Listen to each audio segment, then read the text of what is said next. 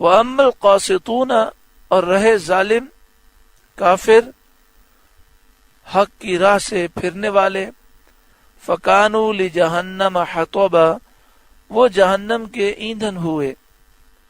اس آیت سے ثابت ہوا کہ کافر جن جہنم کی آگ کے عذاب میں گرفتار کیے جائیں گے۔ وَأَن لَّوِ اسْتَقَامُوا عَلَى الطَّرِيقَةِ اور فرماؤ کہ مجھے یہ وحی ہوئی ہے کہ اگر وہ راہ پر سیدھے رہتے، یعنی اگر انسان دین حق کی راہ پر سیدھے رہتے، اسلام کے طریقے پر سیدھے رہتے، لَأَسْقَيْنَاهُمْ مَاءً غَدَقًا تو ضرور ہم انہیں وافر پانی دیتے، کثیر پانی دیتے۔ مراد اس سے یہ ہے کہ وسیع رزق دیتے۔ یہ واقعہ اس وقت کا ہے جبکہ 7 سال تک کفار مکہ بارش سے محروم کر دیے گئے تھے۔ معنی یہ ہے کہ اگر وہ لوگ ایمان لاتے تو ہم دنیا میں ان پر رزق وسیع کرتے اور انہیں کثیر پانی اور آرام، سکون، چین عنایت فرماتے، فراخی عیش عنایت فرماتے۔ لِنَفْتِنَهُمْ فِيهِ کہ اس پر انہیں جانچیں کہ وہ کیسی شکر گزاری کرتے ہیں۔ وَمَن يُعْرِضْ عَن ذِكْرِ رَبِّهِ اور جو اپنے رب کی یاد سے منہ پھیرے، قرآن سے منہ پھیرے، توحید سے منہ پھیرے، اللہ کی عبادت سے منہ پھیرے، يَسْلُكْهُ عَذَابًا صَعَدًا وہ اسے چڑھتے عذاب میں ڈالے گا۔ یعنی اللہ تعالیٰ ایسے شخص کو جہنم کے اس عذاب میں ڈالے گا جس کی شدت میں ہر لمحے اضافہ ہوگا، جس کی شدت دم بدم بڑھے گی۔ وَأَنَّ الْمَسَاجِدَ لِلَّهِ فَلَا تَدْعُوا مَعَ اللَّهِ أَحَدًا اور یہ کہ مسجدیں اللہ ہی کی ہیں تو اللہ کے ساتھ کسی کی بندگی نہ کرو۔ مسجد سے مراد ہر وہ جگہ ہے جو نماز کے لیے بنائی گئی، تو مسجدیں اللہ ہی کے لیے ہیں۔ اللہ کے ساتھ کسی کی بندگی نہ کرو، پوجا نہ کرو، جیسا کہ یہودیوں اور عیسائیوں کا طریقہ تھا کہ وہ اپنے گرجاؤں میں اور عبادت خانوں میں شرک کرتے تھے اور غیر اللہ کی پوجا کرتے تھے۔ الحمدللہ اللہ رب العالمین کا فضل ہے کہ نبی اکرم صلی اللہ علیہ وآلہ وسلم کی امت شرک سے محفوظ ہے۔ تمام مسلمان اللہ وحدہ لا شریک کو ایک مانتے ہیں۔ عقیدہ یہی ہے کہ اللہ کے سوا کوئی معبود نہیں، کوئی خدا نہیں، الہ نہیں۔ اللہ کی مشیت کے بغیر ایک پتا بھی ہل نہیں سکتا۔ تو جب یہ ساری باتیں ہیں تو پھر بھی مسلمانوں پہ شرک کا الزام لگانا یہ بہت بڑا ظلم ہے۔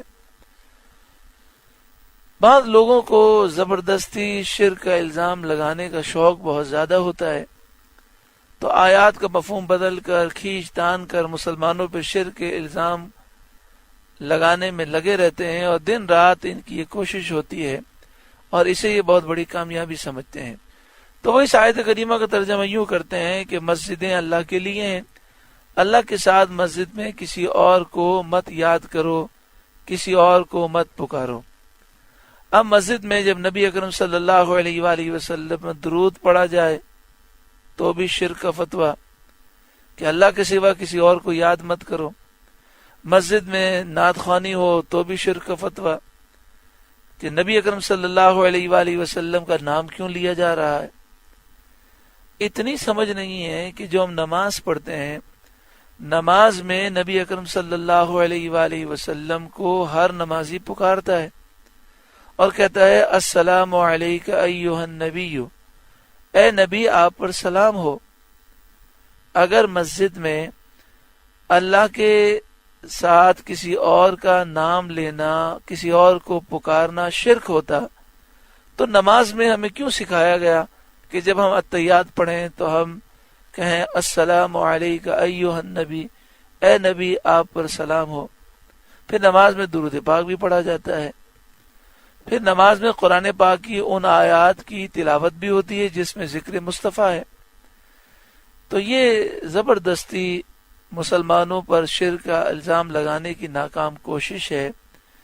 یہاں پر فلا تدعو یہاں پوجنے کے معنی میں ہے، وَأَنَّ الْمَسَاجِدَ لِلَّهِ فَلَا تَدْعُوا مَعَ اللَّهِ أَحَدًا، اور یہ کہ مسجدیں اللہ ہی کی ہیں تو اللہ کے ساتھ کسی کی پوجا نہ کرو، بندگی نہ کرو۔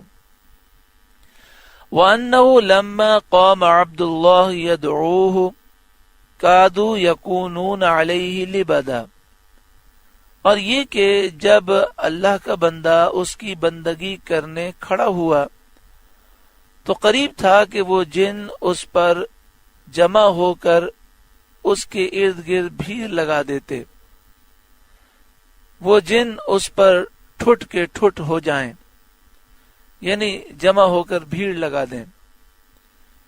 جب نبی اکرم صلی اللہ علیہ وآلہ وسلم نے بطن نخلہ میں فجر کی نماز ادا کی اور آپ فجر کی نماز پڑھنے کے لیے کھڑے ہوئے،